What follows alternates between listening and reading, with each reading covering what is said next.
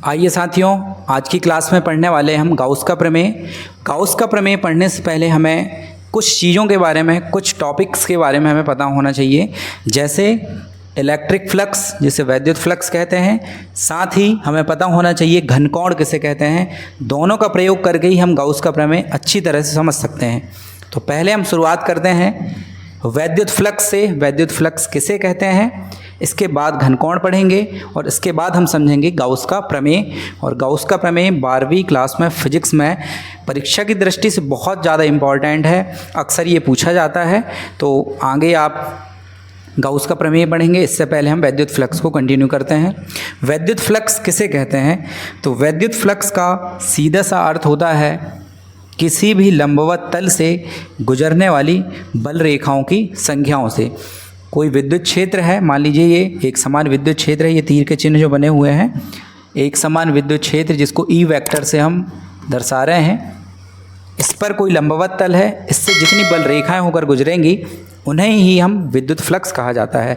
जितनी बल रेखाएं रहती हैं गुजरने वाली, उनकी जो संख्या है उन्हें ही विद्युत फ्लक्स कहते हैं। इन्हें दर्शाने के लिए, उस संख्या को दर्शाने के लिए हम संकेत फाई का प्रयोग करते हैं। फाई अब किसका संकेत बन गया, वैद्युत फ्लक्स का संकेत बन गया। और इसका जो एसआई मात्रक होता है फाई का, फ्लक्स का, वो होता है वेबर। इसका जो मात्रक रहेगा वो क्या रहेगा, वेबर रहेगा। तो वेबर एक मात्रक है किसका, वैद्युत फ्लक्स का। और वैद्युत फ्लक्स क्या है, तो किसी भी लंबवत तल से होकर गुजरने वाली बल रेखाओं की संख्या। जितनी बल रेखाएं रहेंगी उतना क्या होगा, फ्लक्स होगा। और जितनी ज़्यादा बल रेखाएं बढ़ते जाएंगी फ्लक्स का मान भी बढ़ते जाएगा। तो यहाँ पर हम देखेंगे कोई लंबवत तल है और ये विद्युत क्षेत्र में रखा हुआ है। लंबवत का अर्थ है 90 डिग्री का एंगल बनाते हुए। जैसे हमारे पास ये एक पृष्ठ हुआ इस प्रकार से 90 डिग्री का एंगल बनाते हुए रखा है और इससे होकर गुजरने वाली बल रेखाओं की संख्या। तो कोई भी पृष्ठ जो 90 डिग्री का एंगल बनाते हुए रखा गया है, उससे अगर बल रेखाएं जितनी ज़्यादा से ज़्यादा गुजर रही हैं, क्योंकि यही एक कंडीशन है लंबवत 90 डिग्री का एंगल बनाते हुए जिसमें बल रेखाएं ज़्यादा से ज़्यादा होकर इससे गुजरेंगी। तो फ्लक्स की जो संख्या अधिकतम कब होगी, जब पृष्ठ कितने 90 डिग्री का एंगल बनाते हुए रखा हो। तो विद्युत क्षेत्र में किसी भी लंबवत पृष्ठ से होकर गुजरने वाली बल रेखाओं की संख्या को क्या कहते हैं, विद्युत फ्लक्स कहते हैं। अगर हमें इसे परिभाषित करना हो तो हम कैसे लिखेंगे, क्या लिखेंगे इसमें,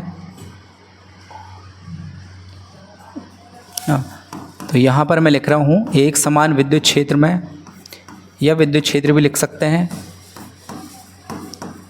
क्षेत्र में लंबवत पृष्ठ, ये हम इसकी कल्पना करते हैं, लंबवत पृष्ठ से होकर गुजरने वाली संपूर्ण बल रेखाओं की संख्या।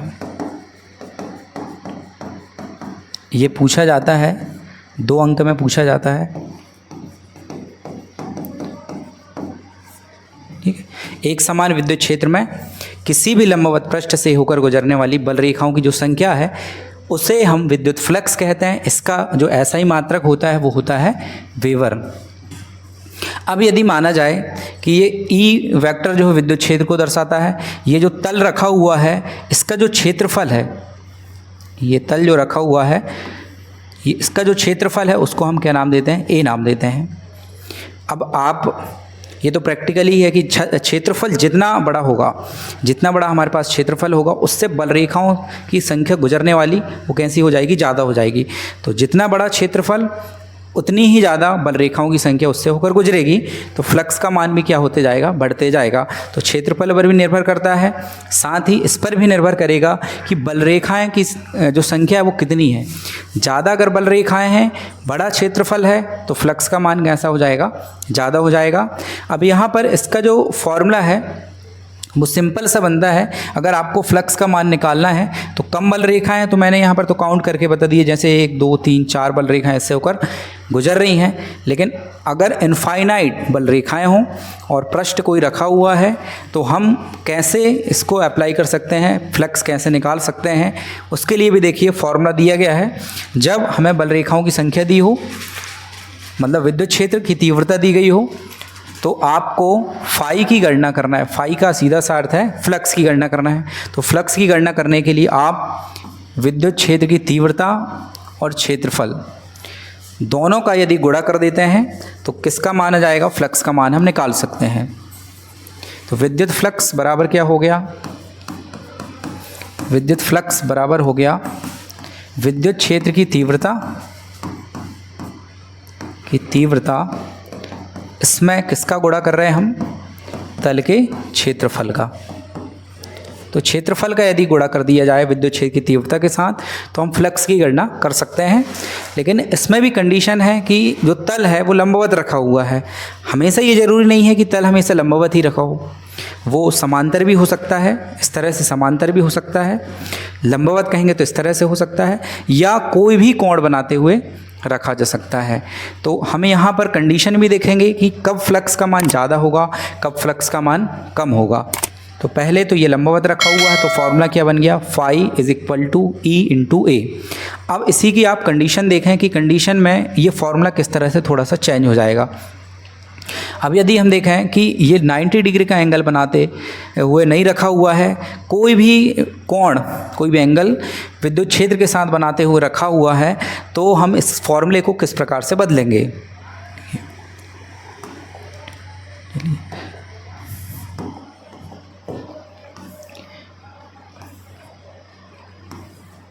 ये एक समान विद्युत क्षेत्र हो गया।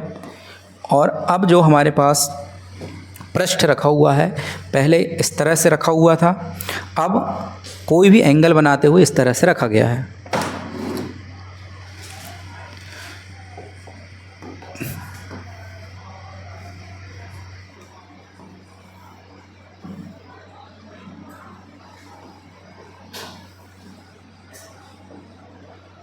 ये एक पृष्ठ है जो कोई भी एंगल बनाते हुए रखा गया है, तो मान के चलते हैं थीटा कोण बनाते हुए रखा गया है। ये पृष्ठ हुआ और इससे थीटा कोण बनाते हुए रखा गया है। अब आपको एक बात यहाँ पर समझनी होगी कि क्षेत्रफल सदिश किसे कहते हैं ना। क्षेत्रफल तो इसका ए है, क्षेत्रफल कितना है, ए है, लेकिन क्षेत्रफल सदिश किसे कहते हैं ये आपको समझना पड़ेगा। क्षेत्रफल यदि ए है तो क्षेत्रफल सदिश को हम दर्शाएंगे ए वेक्टर से। क्षेत्रफल सदिश किसी भी वस्तु का जब क्षेत्रफल बढ़ता है तो किस डायरेक्शन में बढ़ता है वो, उसे हम क्षेत्रफल सदिश कहते हैं। जिस डायरेक्शन में क्षेत्रफल बढ़ता है, जैसे गुब्बारे को हम फुलाते हैं, मुंह से फुलाते हैं तो गुब्बारा जो है फूलते जाता है, तो जो क्षेत्रफल रहता है उसका वो ऊपर की ओर बढ़ता है, मतलब जस्ट 90 डिग्री का एंगल बनाते हुए। जैसे सूखी मिट्टी में आप पानी डालेंगे तो मिट्टी जो है किस डायरेक्शन में फूलती है, तो मिट्टी फूलती है जस्ट उसके लंबवत डायरेक्शन में। जैसे ये मिट्टी हो और इसमें आप पानी डालें तो ये ऊपर की ओर उठने लगेगी, फूलने लगेगी, मतलब यहाँ से 90 डिग्री का एंगल बनाते हुए क्षेत्रफल सदिश होता है।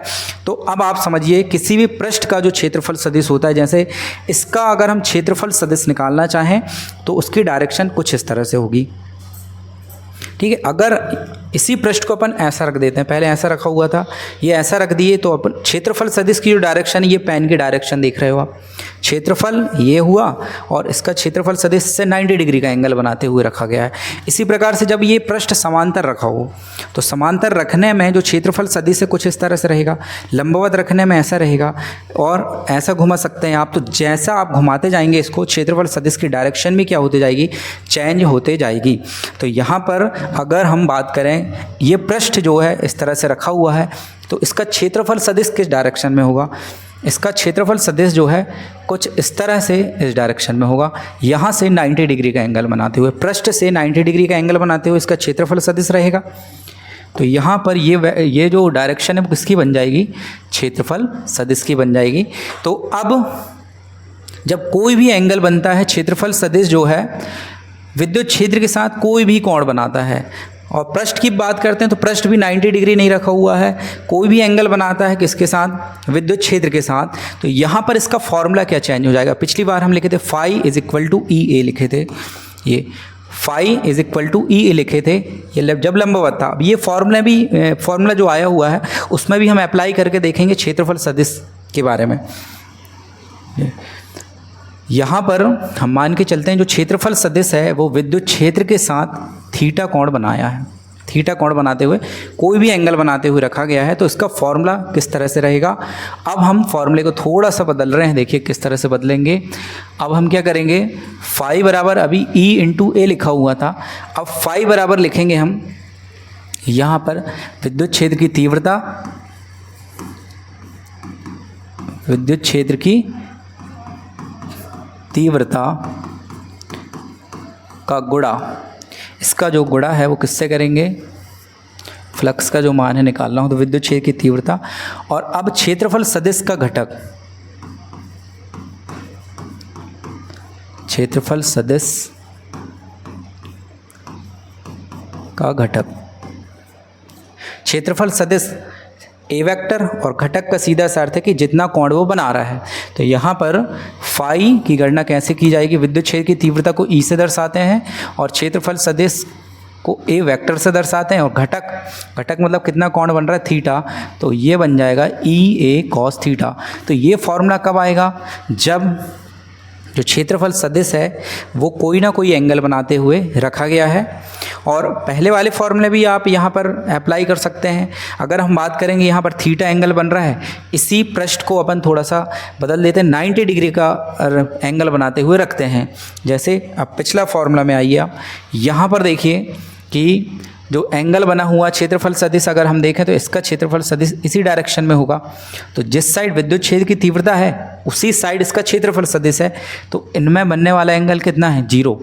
तो जब थीटा कोण लेंगे तो हम पृष्ठ वाला नहीं लेना है आपको, क्षेत्रफल सदिश के साथ विद्युत क्षेत्र की तीव्रता जो कोण बनाती है वो एंगल आपको लेना है। यहाँ अगर हम इसी प्रश्न में अगर बात करते हैं, अब ये जैसे अभी ये विद्युत क्षेत्र की तीव्रता हुई ये, और ये पृष्ठ हो गया,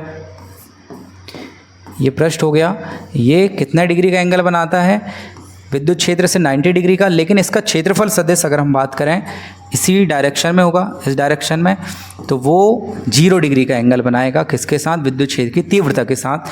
तो अगर हम पहली बार में देखते हैं कि 0 डिग्री का एंगल बने विद्युत क्षेत्र की तीव्रता और साथ में क्षेत्रफल सदिश के बीच में, यदि ए वेक्टर मतलब क्षेत्रफल सदिश तथा ई वेक्टर मतलब विद्युत क्षेत्र के बीच बनने वाला कोण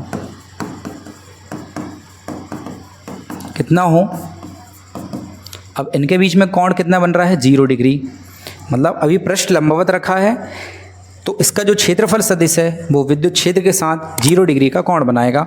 तो फाई बराबर क्या हो जाएगा, फाई बराबर हो जाएगा ई ए कॉस थीटा की जगह कितना रख देंगे, 0, और कॉस 0 की वैल्यू आपको पता है ई ए इंटू कॉस 0 का मान कितना होता है, 1, तो फाई बराबर कितना आ गया, ई ए आ गया। तो देखिए यही कंडीशन हमने जस्ट अभी पहले देखे थे, ये वाली, कि जब ये लंबवत पृष्ठ रखा हो तो क्षेत्रफल सदिश 0 डिग्री कोण बनाएगा। तो सिंपल सा फॉर्मूला क्या होता है, फाई इज इक्वल टू ई ए होता है। यही एक कंडीशन है जिसमें सबसे ज़्यादा फ्लक्स निकाला जा सकता है। बाकी अब पृष्ठ को हम थोड़ा सा चेंज करते हैं। पृष्ठ जो है अब 90 डिग्री ना रख कर हम इसको समांतर रखते हैं, मतलब ये ऐसा रखा हुआ है, इसको हम इस तरह से ना रख कर इस प्रकार से रखते हैं। तो इस प्रकार से रखने पर विद्युत क्षेत्र की फ्लक्स क्या आएगा उसकी गणना हम करते हैं। चलिए नेक्स्ट में देखें आप अगले पार्ट में, ये हुआ विद्युत क्षेत्र, ये विद्युत क्षेत्र हो गया, एक समान विद्युत क्षेत्र, और इसमें जो भी पृष्ठ रखा हुआ है अब वो इसके समांतर रखा हुआ है। ये जो पृष्ठ है कुछ इस तरह से रखा हुआ है, ठीक है, इस तरह से रखा हुआ है। इसका क्षेत्रफल सदिश किस डायरेक्शन में होगा, तो इसका क्षेत्रफल सदिश जो है इस डायरेक्शन में होगा, ये इस डायरेक्शन में होगा, पृष्ठ से 90 डिग्री का एंगल बनाते हुए, और विद्युत क्षेत्र से भी 90 डिग्री का एंगल बना रहा है, तो इनके बीच में देखो 90 डिग्री का एंगल बन रहा है। फिर से वही फॉर्मूला अप्लाई करेंगे हम, फाई बराबर होता है ई ए कॉस थीटा। अब यहाँ पर देखिए एंगल क्या बन रहा है, यहाँ पर जो एंगल बन रहा है वो बन रहा है 90 डिग्री का, किन के बीच में, यदि ई वेक्टर तथा ए वेक्टर के बीच कोण कितना हो, थीटा बराबर 90 डिग्री। तो फाई इज इक्वल टू कितना हो जाएगा, ई ए कॉस थीटा की जगह कितना रख दी हमने 90 डिग्री, और कॉस 90 डिग्री की वैल्यू आप जानते हैं कितना होता है 0। तो फाई इज इक्वल टू कितना जाएगा 0, और यहाँ पर मात्रक भी लिखना चाहते हैं लिख सकते हैं आप, बेवर होता है। ठीक है, तो आप देखिए जब तल इस तरह से रखा हो तो गुजरने वाली बल रेखाओं की संख्या ना के बराबर रहेगी। इस तरह से रखा हो तो बहुत कम बल रेखाएं होकर गुजरेंगी, ना के बराबर अर्थात 0। और इस तरह से पृष्ठ रखा हो क्षेत्रफल सदिश तो 0 डिग्री का एंगल बनाएगा, लेकिन ये बल रेखाएं इससे बहुत ज़्यादा होकर गुजरेंगी तो फ्लक्स का मान कुछ ना कुछ यह सर्वाधिक होगा इस कंडीशन में। तो ये फ्लक्स के बारे में थोड़ी सी जानकारी थी। अब देखिए मैं इसके मात्रक भी आपको बता देता हूँ, कभी ये पूछा जा सकता है। फ्लक्स का विमीय सूत्र और मात्रक पूछे जाते हैं। तो फाई इज इक्वल टू हमने पढ़े अभी ई ए, ये कौन सी कंडीशन है, जब पृष्ठ कैसा रखा हो, विद्युत क्षेत्र के साथ लंबवत रखा हो। यदि मैं बात करूं फ्लक्स की, तो फ्लक्स का ऐसा ही मात्रक तो बेवर होता है। अन्य मात्रक की हम बात करें तो फाई इज इक्वल टू ई मतलब विद्युत क्षेत्र की तीव्रता, जिसका मात्रक होता है न्यूटन प्रति कूलाम, और क्षेत्रफल गुणा में लिखा हुआ मतलब कितना हो जाएगा मीटर का स्क्वायर। यह इसका एक अन्य मात्रक बन गया। इसके बाद हम इसके विमीय सूत्र की बात करते हैं। तो विमीय सूत्र कैसे निकाला जा सकता है, फाई मतलब फ्लक्स का विमीय सूत्र, ई विद्युत क्षेत्र की तीव्रता है, इसका हमने न्यूटन प्रति कूलाम लिखे थे। न्यूटन का मतलब बल का विमीय सूत्र होता है MLT-2, और मीटर स्क्वायर मतलब हो जाएगा L का स्क्वायर बटे में कूलाम मतलब होता है आवेश, तो ये हो जाएगा 80। इनको सॉल्व करेंगे तो ये आ जाएगा M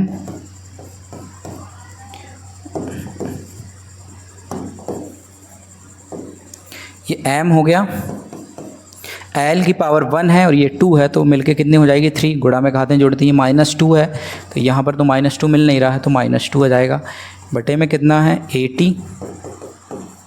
अब इसको अगर हम ऊपर पहुँचाएँ तो एक घात है इनमें, ऊपर जाके -1 घात हो जाएगी। तो M L की पावर 3 है तो यही रहेगी यहाँ पर। T की पावर -2 है, T की पावर 1 है, ऊपर जाके -1 होगा तो T की पावर में -3 आ जाएगा, और A की पावर 1 है यहाँ पर तो ऊपर जाके क्या हो जाएगा ये -1। तो ये किसका विमीय सूत्र बन जाएगा, फ्लक्स का विमीय सूत्र बन जाएगा। अब देखिए यहाँ से अपन ने फ्लक्स के विमीय सूत्र मात्रक लिखे, यहाँ से अगर हम देखें तो विद्युत क्षेत्र की तीव्रता का एक फॉर्मूला और यहाँ से निकाला जा सकता है। तो अगर हम E का मान निकालना चाहते हैं तो A गुणा में इधर काय में जाएगा भाग में, तो फाई के बटे कितना हो जाएगा A हो जाएगा। तो E बराबर कितना आ गया, फाई बटे A, E बराबर फाई बटे A हो गया। तो E का मतलब विद्युत क्षेत्र की तीव्रता का एक और मात्रक बन गया, फ्लक्स का होता है बेवर, और क्षेत्रफल का क्या हो गया मीटर का स्क्वायर। तो इस तरह से हम तीव्रता का एक मात्रक और यहाँ से ज्ञात कर सकते हैं विद्युत क्षेत्र की तीव्रता का। अब इसके बाद हम देखते हैं घनकोण के बारे में। घनकोण क्या है, घनकोण किसे कहते हैं या घनकोण क्या है, जिसको हम क्या बोलेंगे क्यूब एंगल।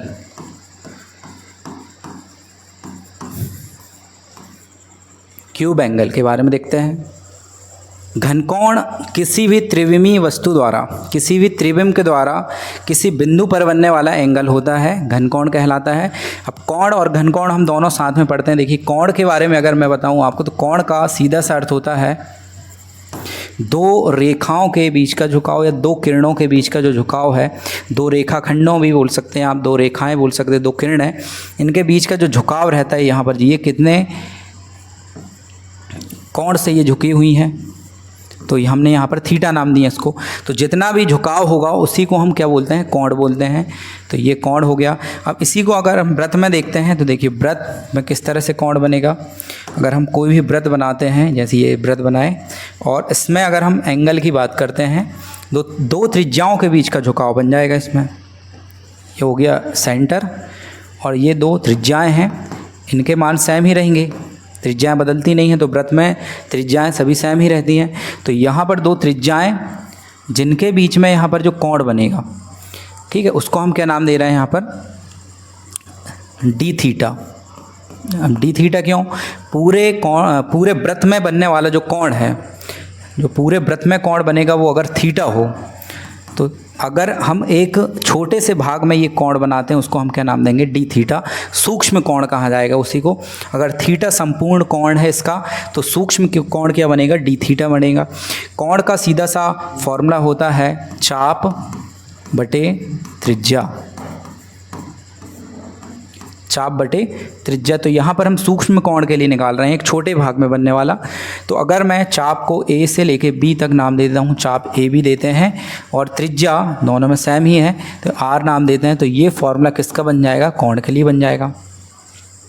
तो एक वृत्त में जो कोण बनता है, यहाँ से अगर हम एक चक्कर लगाते हैं तो पूरा जो एंगल बनता है वो बनता है 360 डिग्री का। संपूर्ण कोण कितने का बनता है, 360 डिग्री का। उसी में से हमें ये सूक्ष्म कोण लिए हैं डी थीटा। अब ये मापने पर 45, 60 जो भी आएगा तो वहाँ पर हम थीटा का मान, डी थीटा का मान रख देंगे। और इसी को अगर हम रेडियन में बात करें तो 360 डिग्री को हम बोलते हैं 2 पाई रेडियन। रेडियन में हम इसको 2 पाई रेडियन कहेंगे। तो ये तो हुआ कोण के बारे में। अब घनकोण के बारे में देखते हैं। घनकोण, तो घनकोण के लिए आपको त्रिविमीय आकृति चाहिए। देखिए ये वृत्त जो है द्विविमीय आकृति है, तो इसमें दो रेखाओं या दो त्रिज्याओं के बीच का झुकाव कोण कहलाता है। उसी प्रकार से घनकोण जो होता है वो त्रिविमीय वस्तुओं में बनता है। त्रिविमीय वस्तुओं में बनने वाला जो एंगल है वो घनकोण के नाम से जाना जाता है, क्यूब एंगल के नाम से जाना जाता है। जैसे अगर हम कोई बंद पृष्ठ बनाते हैं ना, त्रिविमीय आकृति, ये त्रिविमीय आकृति बना दिए, तो इसमें जो एंगल बनेगा, इसका ये सेंटर हो गया, ठीक है। इसमें भी पूरे पृष्ठ के द्वारा, पूरे बंद पृष्ठ के द्वारा अगर बनने वाले कोण का हम मान ज्ञात करें सेंटर पर, तो उसका जो मान होता है वो होता है 720 डिग्री, ठीक है। टोटल जो बंद पृष्ठ रहेगा उस पर जो एंगल बनेगा, त्रिविमीय है और ये, तो इसमें सेंटर में जैसे एक फुटबॉल के सेंटर में, जैसे ये एक हमारे पास फुटबॉल जैसी आकृति, इसके सेंटर में जो कोण बनेगा पूरे पृष्ठ के कारण वो कहलाएगा घनकोण। तो घनकोण कितने डिग्री का बनता है, टोटल 720 डिग्री का। वृत्त में 360 का बनता है। 720 डिग्री को अगर हम बात करें तो ये रेडियन में हो जाएगा 4 पाई, स्टेरेडियन में हो जाएगा। इसका मात्रक जो है वो स्टेरेडियन है। मूल मात्रकों में से, पूरक मूल मात्रकों में से ये एक है स्टेरेडियन। 4 पाई स्टेरेडियन बनता है पूरे पृष्ठ का। अब इसी को हम थोड़े से छोटे से पृष्ठ के लिए लेते हैं। जैसे यहाँ पर एक छोटा सा पृष्ठ है, इसी का कोई छोटा सा भाग, इसके द्वारा जो एंगल बनेगा, अब ये छोटे से पृष्ठ को अगर हम कहाँ पर सेंटर में से मिलाते हैं, तो सेंटर से मिलाने पर यहाँ जो एंगल बन रहा है, ये जो एंगल बन रहा है यहाँ पर, इसको हम डी ओमेगा कहते हैं। पूरा जो कोण बन रहा है वो उसको हम ओमेगा कहेंगे, और जो सूक्ष्म कोण बन रहा है उसको हम क्या बोलेंगे, डी ओमेगा। ओमेगा यदि पूरे पृष्ठ का क्या हो, घनकोण हो, तो छोटे पृष्ठ का जो घनकोण निकालेंगे उसे हम सूक्ष्म घनकोण बोल सकते हैं, जिसको हम डी ओमेगा से दर्शाएंगे। तो यहाँ पर पूरे पृष्ठ के द्वारा बनने वाला 4 पाई स्टेरेडियन या 720 डिग्री, और एक छोटे पृष्ठ के कारण बनने वाला जो कोण है वो डी ओमेगा सूक्ष्म घनकोण कहते हैं। घनकोण का जो फॉर्मूला होता है, अब यहाँ पर हम सूक्ष्म घनकोण के लिए लिख रहे हैं, तो सूक्ष्म घनकोण के लिए हम लिख सकते हैं डी ओमेगा का फॉर्मूला क्या बन जाएगा, तो जितना पृष्ठ है उसका क्षेत्रफल चाहिए, तो पृष्ठ का क्षेत्रफल और बटे में यहाँ पर जो भी रेडियस होगी, त्रिज्या, उसका क्या कर देंगे, वर्ग कर देंगे। तो ये त्रिज्या ही कहलाएगी। इस गोले की त्रिज्या सेंटर से आर, वो हमने यहाँ नाम दे दिए। पूरे पृष्ठ का यदि जो क्षेत्रफल रहेगा उसमें हम अगर गोले की बात करें तो 4 पाई आर स्क्वायर रख सकते हैं, यहाँ पर आ जाएगा वो, और त्रिज्या जो भी रहेगी उसका स्क्वायर कर देंगे, तो पूरे पृष्ठ का हम घनकोण निकाल सकते हैं। तो आपको इसमें सबसे मेन जानकारी ये रखनी है कि जो पूरे पृष्ठ का जो घनकोण बनता है वो कितना बनता है, 4 पाई स्टेरेडियन बनता है। ये घनकोण के बारे में थोड़ी सी जानकारी थी जो आपको गाउस के प्रमेय में लगेगी। गाउस के प्रमेय में आपको ये काम पड़ेगा। तो आपको 4 पाई स्टेरेडियन ये याद रखना है कि संपूर्ण पृष्ठ के द्वारा बनने वाले घनकोण का मान कितना होता है, 4 पाई स्टेरेडियन होता है। अब आइए हम इस आगे पढ़ते हैं गाउस के प्रमेय के बारे में, जो परीक्षा की दृष्टि से बहुत ही ज़्यादा इम्पोर्टेंट है। देखो गाउस का प्रमेय क्यों दिया गया, ताकि बंद पृष्ठ से फ्लक्स का मान ज्ञात किया जा सके। जैसे कोई भी बंद पृष्ठ है, उसके केंद्र में यदि कोई चार्ज रखा जाए तो जो बल रेखा है उसके द्वारा निकलेंगी। जैसे कोई बंद पृष्ठ, ये बंद पृष्ठ, और इसके सेंटर में यहाँ पर कोई चार्ज रखा हुआ है, इससे ये बल रेखाएं निकलेंगी, कुछ इस तरह से निकलेंगी। तो कितनी बल रेखाएं होकर इस पृष्ठ से होकर गुजर रही हैं, उनकी जो संख्या है काउंट करने के लिए गाउस ने अपना प्रमेय दिया था, जिसकी गणना इस फॉर्मूले से की जा सकती है। फ्लक्स का मान ये फॉर्मूले से किया जा सकता है, कैसे निकाला जा सकता है। उसके लिए हमें आवेश का मान पता होना चाहिए, साथ ही एप्सिलॉन नॉट मतलब वायु या निर्वात की विद्युतशीलता, इसका मान हमें पता होना चाहिए। तो इसका जो प्रमेय है क्या कहता है, देखिए, किसी बंद पृष्ठ से जुड़ने वाली बल रेखाओं की संख्या विद्युत फ्लक्स की गणना कार्ल फ्रीडरिच गाउस ने की थी। ये पूरा नाम है गाउस का, कार्ल फ्रीडरिच गाउस। और इसका कथन है कि वायु या निर्वात में कोई ऐसा पृष्ठ हो, जैसे ये बॉल जिसके अंदर वायु या निर्वात भरा हो, तो ऐसा पृष्ठ जिसके अंदर क्या भरा हो, वायु या निर्वात, ये बंद पृष्ठ है, वायु या निर्वात भरा हो, तो उससे जुड़ने वाले विद्युत फ्लक्स का मान, मतलब अगर विद्युत बल रेखाएं निकल रही हैं किसी आवेश से, तो उसका मान किस पर डिपेंड करेगा, फ्लक्स का मान, यहाँ पर मान है, मान आवेश, अगर हम मान के चलें इसके केंद्र पर, यहाँ पर सेंटर में कौन सा आवेश रखा हुआ है, क्यू आवेश रखा हुआ है। तो क्यू आवेश जो रखा हुआ है उसका 1/एप्सिलॉन नॉट गुना होता है। तो आवेश का 1/एप्सिलॉन नॉट गुना, तो हम इसे इस तरह से भी लिख सकते हैं। अगर आप आवेश का जो भी मान होगा, जितना चार्ज का मान होगा, उसमें किसका गुणा कर दें, 1/एप्सिलॉन नॉट का, तो आप इस पृष्ठ से निकलने वाली बल रेखाएं संख्या मतलब जुड़ने वाले फ्लक्स का मान ज्ञात कर सकते हैं। इस तरह से गाउस ने अपना प्रमेय दिया था। देखिए आप इसे, ये कथन हमें लिखना पड़ेगा जब एग्ज़ाम में आता है। तो वायु या निर्वात में किसी बंद पृष्ठ से जुड़ने वाला विद्युत फ्लक्स, जिसे हम यदि फाई ई कहते हैं, उसका मान किसके बराबर में होता है, विद्युत फ्लक्स फाई ई का मान किसके बराबर में होता है, आवेश क्यू का 1/एप्सिलॉन नॉट, 1/एप्सिलॉन नॉट इसके गुणा के बराबर में होता है। तो phi E is equal to E for electric flux Q upon epsilon naught, ये इसका गणितीय रूप हो गया। और जहाँ एप्सिलॉन नॉट क्या है, वायु या निर्वात की विद्युतशीलता है, जिसका मान 8.854 × 10⁻12 होता है अंकों में। तो इसका जो मान है हम यहाँ पर रख देंगे, और आवेश जितना होगा उसका मान रखकर हम फ्लक्स की गणना कर सकते हैं।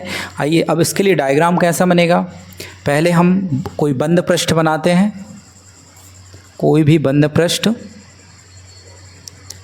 बनाते हैं। सबसे पहले हम एक बंद पृष्ठ बनाए, जैसे ये एक बंद पृष्ठ बनाते हैं, और उसका जो क्षेत्रफल है, ये एक बंद पृष्ठ हो गया, और इसका क्षेत्रफल, इसको मैं थोड़ा और नीचे कर देता हूँ,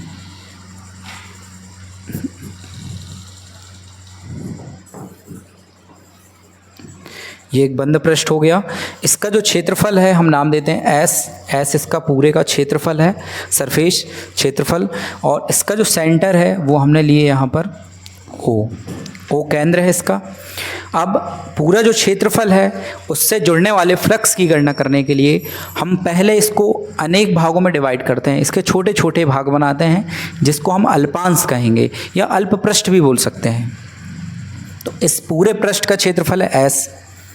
इनमें हम एक छोटा भाग लेते हैं, जैसे ये वाला भाग मैंने ले लिया, और ऐसे बहुत सारे भाग हो सकते हैं। जैसे ये एक बड़ा पृष्ठ है, बंद पृष्ठ है, और इसके छोटे छोटे भाग, जैसे ये वाला हिस्सा ले लिए, इसको हम सेंटर से मिलाते हैं। तो इसको हमने सेंटर से मिलाते हैं, तो ये सेंटर इस प्रकार मिला दिए ये। तो एक बंद पृष्ठ एस, जिसको अनेक अल्पांशों में विभाजित करते हैं, तो उन्हीं में से एक अल्पांश ये बना हुआ है, जिसका क्षेत्रफल डी एस लेकर चल रहे हैं हम। क्षेत्रफल कितना लेके चल रहे हैं, डी एस लेके चल रहे हैं। बंद पृष्ठ का क्षेत्रफल एस है, केंद्र O है और इसे अनेक अल्पांशों में विभाजित करते हैं, जिनमें से एक अल्पांश है ds क्षेत्रफल वाला। जो केंद्र है O, उस पर हम जो चार्ज रखा हुआ है वो प्लस क्यू चार्ज मान के चलते हैं कि इस पर प्लस क्यू चार्ज रखा हुआ है, प्लस क्यू आवेश रखा हुआ है। अब अगर हम इस क्षेत्रफल की बात करते हैं ds क्षेत्रफल की, तो ds क्षेत्रफल पर हम उसका केंद्र लेते हैं, यहाँ पर एक सेंटर लेते हैं, ये सेंटर बना दिए, और ये जो सेंटर है इसको हम P नाम देते हैं। P क्या बन गया, इसका सेंटर बन गया। इस सेंटर से O की जो दूरी है वो नाम देते हैं हम R। यहाँ से ये जो डिस्टेंस है उसको नाम देते हैं R। तो O से R दूरी पर एक बिंदु P स्थित है, जो किस पर है, अल्पांश पर, अल्प पृष्ठ पर स्थित है। इसी का जब पृष्ठ हम अंदर केंद्र से मिलाएंगे तो ये हमें कुछ शंकु के जैसा दिखाई देगा। उसके सेंटर में जो कोण बन रहा है इसके अल्प पृष्ठ के द्वारा, तो पूरा जो बनता है वो घनकोण बनेगा। छोटे भाग के द्वारा बनने वाला जो घनकोण रहेगा उसको हम सूक्ष्म घनकोण कहेंगे और दर्शाएंगे हम इसको डी ओमेगा से। तो सूक्ष्म घनकोण क्या बनता है, डी ओमेगा बन रहा है। अब हम बात करें P बिंदु पर, तो P पर हम कल्पना करते हैं कि कौन सा चार्ज रखा हुआ है, +1 चार्ज रखा हुआ है।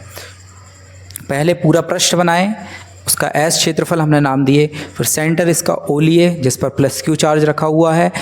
पूरे क्षेत्रफल को, बंद पृष्ठ के पूरे क्षेत्रफल को अनेक भागों में डिवाइड करते हैं, जिनमें से एक भाग क्या है, ds क्षेत्रफल वाला है। उसका मध्य बिंदु क्या है, P है। P पर एकांक धनावेश +1 आवेश रखा हुआ है जो O सेंटर से R दूरी पर है। अगर हम प्लस क्यू और +1 के बीच बात करते हैं तो कौन सा बल लगेगा, प्रतिकर्षण का।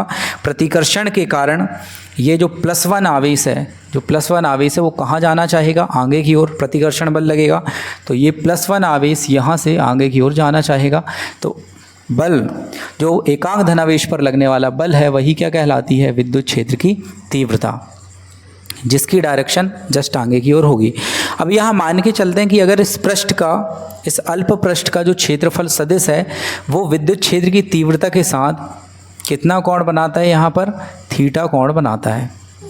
जो क्षेत्रफल सदिश है, देखो क्षेत्रफल इसका ds है तो क्षेत्रफल सदिश ds वेक्टर हो जाएगा, जो कितना कोण बनाता है, विद्युत क्षेत्र की तीव्रता के साथ थीटा कोण बनाता है। तो ये थीटा कोण बनाता है। अब इसी को हम लिखेंगे कैसे, देखिए इसको हम जो हमने बनाए हैं उसको हमें डेफिनेशन लिखना है, तो किस तरह से लिखेंगे,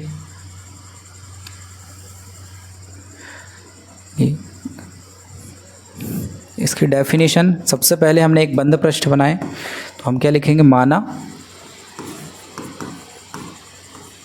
एक बंद पृष्ठ जिसका क्षेत्रफल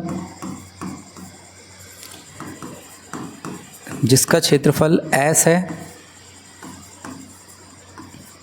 तथा केंद्र इसका क्या है, केंद्र O है।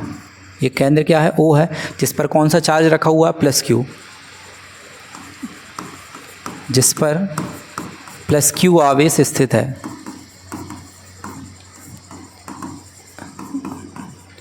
प्लस क्यू आवेश स्थित है। ठीक है, हमें लास्ट में प्रूफ करना है कि फाई ई का जो मान है वो कितना आना चाहिए, Q/ε0। ये जो गाउस का प्रमेय है, गणितीय रूप है, इसको हमें सिद्ध करना है कि phi is equal to Q/ε0 होता है या नहीं। प्लस क्यू आवेश स्थित है। इसके बाद फिर हमने क्या बनाए थे, अल्प पृष्ठ बनाए थे, तो हम क्या लिखेंगे, बंद पृष्ठ को अनेक अल्पांशों में विभाजित करते हैं, बांटते हैं, विभाजित करते हैं। तो इसी पूरे पृष्ठ को हमने, ऐसे बहुत सारे हिस्से हैं जिनमें से कोई भी एक हिस्सा लेके अभी हम सॉल्व कर रहे हैं, अनेक अल्पांशों में विभाजित करते हैं, जिनमें से एक अल्पांश लेते हैं जिसका जो क्षेत्रफल है, जिसका क्षेत्रफल ds है। क्षेत्रफल कितना है, ds, इसका जो क्षेत्रफल है वो ds। अब इसका मध्य बिंदु P लिए थे आपने, अल्पांश का जो मध्य बिंदु है, अल्पांश का मध्य बिंदु कितना है, P है। अल्पांश का मध्य बिंदु P है, जिस पर हम +1 एकांक धनावेश की कल्पना करते हैं।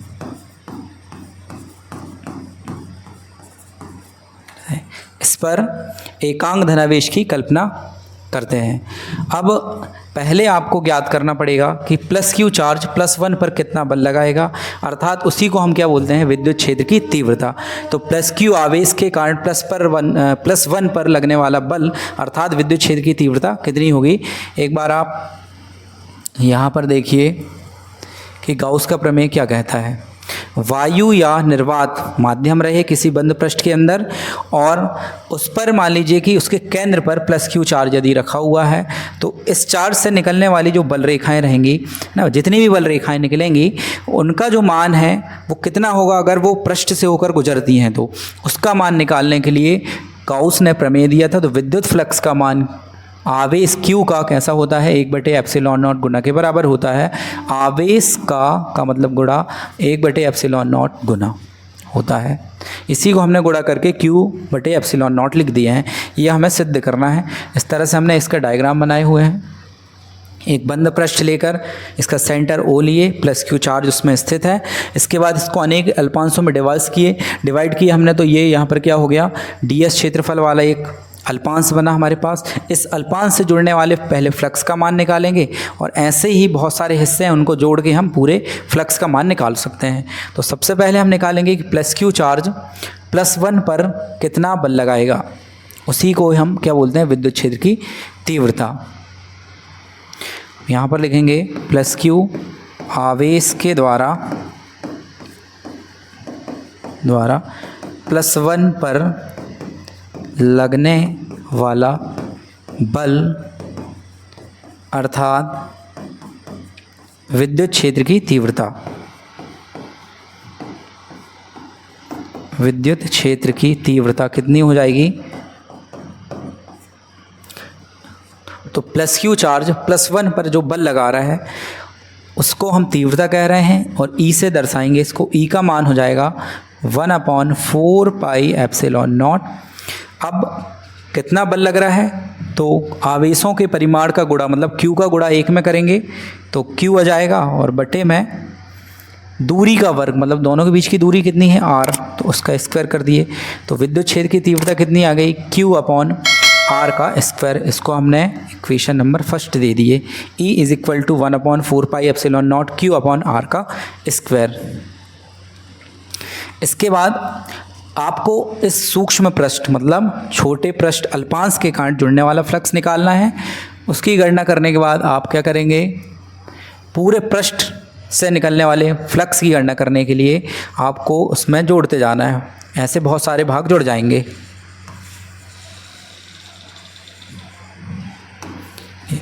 तो पहले हम निकालने वाले हैं सूक्ष्म पृष्ठ के द्वारा या अल्पांश के कारण लगने वाला जुड़ने वाला विद्युत फ्लक्स कितना होगा। तो हम मान के चलते हैं, माना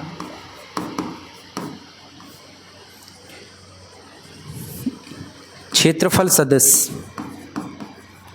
सदिश जिसको हमने क्या नाम दिया है, ds वेक्टर। ds वेक्टर है। ds वेक्टर किसके साथ, विद्युत क्षेत्र की तीव्रता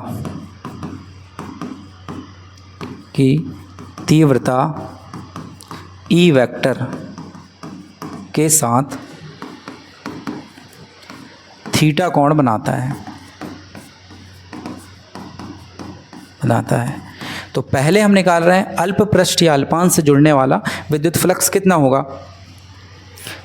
तो यहाँ पर हम लिखेंगे यदि अल्पांश से जुड़ने वाला विद्युत फ्लक्स क्या हो, फाई हो, डी फाई हो, तब डी फाई बराबर क्या हो जाएगा। अभी हमने फाई का फॉर्मूला या फ्लक्स का फॉर्मूला पढ़े थे, ई ए कॉस थीटा। तो यहाँ पर हो जाएगा ई डी एस कॉस थीटा हो जाएगा। अभी ए था, अभी यहाँ पर क्या है क्षेत्रफल इसका डी एस, तो E into D S cos theta हो जाएगा। अब हमने इक्वेशन नंबर फर्स्ट में ई का मान निकाले हैं, देखिए समीकरण 1 से, तो ई का जो मान है वो कितना है 1/4 pi epsilon naught Q upon R का स्क्वायर। और अब इतना बचा हमारे पास डी एस कॉस थीटा, इसको एक साथ लिख देते हैं। D phi is equal to 1/4 pi epsilon naught Q upon R square, और साथ में इसके क्या है डी एस कॉस थीटा है। चलिए तो डी फाई बराबर हो जाएगा, अब यहाँ पर हम क्या कर सकते हैं q इंटू 1 मतलब q हो जाएगा अपॉन में 4 पाई एप्सिलॉन नॉट हो जाएगा। अब D S cos theta upon R का स्क्वायर, ये जो मान आपको दिख रहा है ये है सूक्ष्म पृष्ठ का घनकोण। देखिए क्षेत्रफल और बटे त्रिज्या का वर्ग और जो एंगल बन रहा है उसके लिए कॉस थीटा आ गया, तो D S cos theta upon R का स्क्वायर क्या है D S cos theta upon R का स्क्वायर, ये है डी ओमेगा का मान ना, सूक्ष्म पृष्ठ का घनकोण, ये इसका जो मान है डी ओमेगा का वो कितना है इस पृष्ठ के लिए D S cos theta upon R का स्क्वायर। इसे हम बोलेंगे अल्पांश, अल्पांश का घनकोण। अल्पांश का जो घनकोण है उसे हम डी ओमेगा कह रहे हैं, जिसका मान डी एस कॉस थीटा बटे आर के स्क्वायर इसके बराबर में है। तो D phi is equal to Q upon 4 pi epsilon naught, इसकी जगह हम लिख सकते हैं कितना डी ओमेगा लिख सकते हैं। ये हो गया हमारे पास डी फाई का मान। देखिए अब हमने इस सूक्ष्म पृष्ठ से जुड़ने वाले फ्लक्स का मान निकाला है, इसके बाद कुल पृष्ठ से मतलब पूरे संपूर्ण पृष्ठ से जुड़ने वाले फ्लक्स का मान हम कैसे निकालेंगे। तो ये छोटे पृष्ठ के कारण जो फ्लक्स का मान आया हुआ डी फाई का, इसी में आपको ऐड करते जाना है। एक छोटे पृष्ठ के कारण आया डी फाई, ऐसे बहुत सारे भाग बने हुए हैं तो सब D phi plus D phi plus D phi ऐसा होते जाएगा। तो जोड़ने के लिए फिजिक्स में समाकलन का प्रयोग करते हैं। तो अगर हम कहें पूरे पृष्ठ के कारण जुड़ने वाला फ्लक्स है, यदि संपूर्ण पृष्ठ से जुड़ने वाला फ्लक्स क्या हो फाई हो, फाई ई नाम दे देते हो, तो यहाँ पर हो जाएगा phi E is equal to, देखिए अब समाकलन के लिए आपको ये वाला सिंबल इस्तेमाल करना है जिसको हम पृष्ठीय समाकलन कहते हैं, सरफेसियल इंटीग्रेशन भी कहते हैं। रेखीय समाकलन कुछ इस तरह से होता है और ये हो गया हमारे पास पृष्ठीय समाकलन जिसे सरफेशियल इंटीग्रेशन कहते हैं। तो इसका प्रयोग करेंगे और किन भागों को जोड़ना है आपको, तो डी फाई जैसे बहुत सारे भागों को जोड़ना है। तो phi E is equal to हो जाएगा डी फाई का मान कितना है Q upon 4 pi epsilon naught और साथ में क्या है डी ओमेगा। इनमें से वो राशियां बाहर आ जाएंगी जो निश्चित हैं, फिक्स हैं, तो क्यू बाहर आ गया और साथ में यहाँ पर 4 पाई एप्सिलॉन नॉट ये भी आ गया बाहर। चेंज किसका मान हो रहा है डी ओमेगा का। अब डी ओमेगा का मान क्यों चेंज हो रहा है, तो देखिए आप यहाँ पर अगर हम इस डायग्राम में बात करते हैं, इसको मैं कॉपी करता हूँ यहाँ से, ये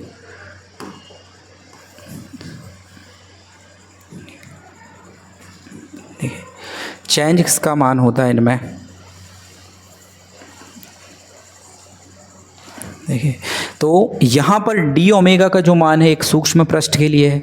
जब ऐसे बहुत सारे पृष्ठ जुड़ते जाएंगे, अल्पांश जुड़ते जाएंगे, तो लास्ट में डी ओमेगा जुड़ के देखिए एक भाग का जो मान है यहाँ डी ओमेगा है, ऐसे यहाँ पर भी डी ओमेगा आएगा, इधर पर भी डी ओमेगा आएगा, ऐसे बहुत सारे भाग जुड़ के लास्ट में किसका मान बनाएंगे ओमेगा का मान बनाएंगे।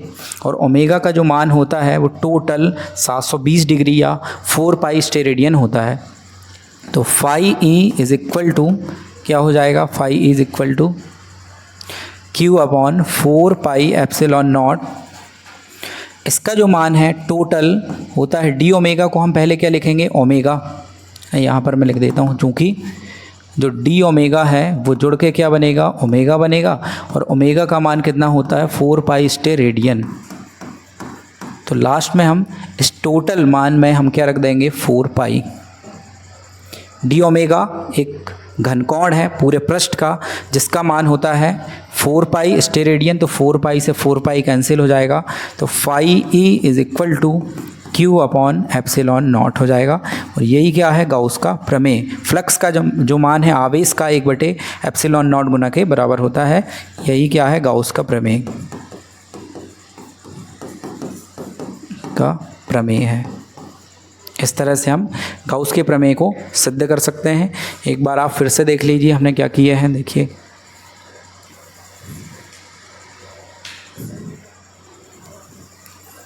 तो गाउस का प्रमेय क्या कहता है, किसी भी बंद पृष्ठ से जुड़ने वाला जो विद्युत फ्लक्स होता है वो आवेश का 1 एप्सिलॉन नॉट गुना के बराबर होता है। तो बंद पृष्ठ बनाएंगे हम सबसे पहले, ये इसका प्रमेय हुआ। बंद पृष्ठ हमने बनाए तो बंद पृष्ठ का जो क्षेत्रफल हमने S लिए, इसका केंद्र क्या लिए O, उस पर प्लस Q आवेश स्थित है।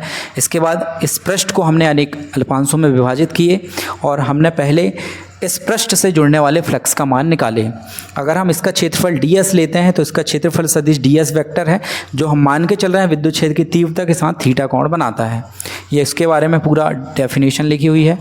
पहले हमने ज्ञात किए थे प्लस Q आवेश द्वारा +1 पर लगने वाला बल, प्लस Q आवेश और ये +1 आवेश, दोनों के बीच में जो बल लगेगा उसी को क्या बोलते हैं विद्युत क्षेत्र की तीव्रता, जिसका मान E is equal to 1/4 pi epsilon naught Q upon R का स्क्वायर। इससे आप कूलाम के नियम से भी निकाल सकते हैं, Q अपॉन R का स्क्वायर हो गया। इसके बाद फिर तीव्रता निकालने के बाद हम मान के चलते हैं जो क्षेत्रफल सदिश है E सदिश ds वेक्टर और E वेक्टर विद्युत क्षेत्र की तीव्रता के बीच बनने वाला कोण कितना हो, थीटा हो। तो थीटा अगर हम मान के चलें, ये हमने लिखे थीटा कोण बनाता है। यदि अल्पांश से जुड़ने वाला विद्युत फ्लक्स क्या हो, डी फाई हो, तब d phi is equal to E d S cos theta. E का जो मान है हमने फर्स्ट इक्वेशन में निकाले थे, तो ई का मान हमने टोटल यहाँ पर लाकर रख दिए, डी एस कॉस थीटा ये है साथ में। क्यू का गुणा 1 में किए तो Q upon 4 pi epsilon naught D S cos theta upon R का स्क्वायर हो जाएगा। इसके बाद फिर ये जो मान आपको दिखाई दे रहा है ये है अल्प पृष्ठ का घनकोण, तो डी ओमेगा से इसको दर्शाते हैं। इसकी जगह हम क्या लिख सकते हैं, इसकी जगह लिख सकते हैं डी ओमेगा, ये आ गया डी ओमेगा। अब ये जो आया हुआ है एक अल्प पृष्ठ या छोटे भाग के लिए आया हुआ है, आपको संपूर्ण पृष्ठ के लिए याद करना है तो हमें क्या करना पड़ेगा, इसका समाकलन, मतलब ऐसे बहुत सारे भाग जोड़ना पड़ेगा। तो इसका हम करेंगे समाकलन, पृष्ठीय समाकलन डी फाई का, और ये क्या बन जाएगा जुड़कर टोटल फ्लक्स बन जाएगा, फाई ई का मान बन जाएगा। तो डी फाई का जो मान है Q upon 4 pi epsilon naught D omega होगा, और इसमें वो राशि बाहर आ जाएंगी जिनका मान फिक्स है, उनका समाकलन नहीं होगा। Q upon 4 pi epsilon not इनका समाकलन नहीं होगा, तो डी ओमेगा होगा। और डी ओमेगा का जो मान है वो होता है, अगर समाकलन किया जाए, बहुत सारे भाग ऐसे जुड़ जाएं, तो लास्ट में किसका मान बनेगा, ये ओमेगा का। और ओमेगा कितना होगा, संपूर्ण पृष्ठ का घनकोण 4 पाई स्टेरेडियन।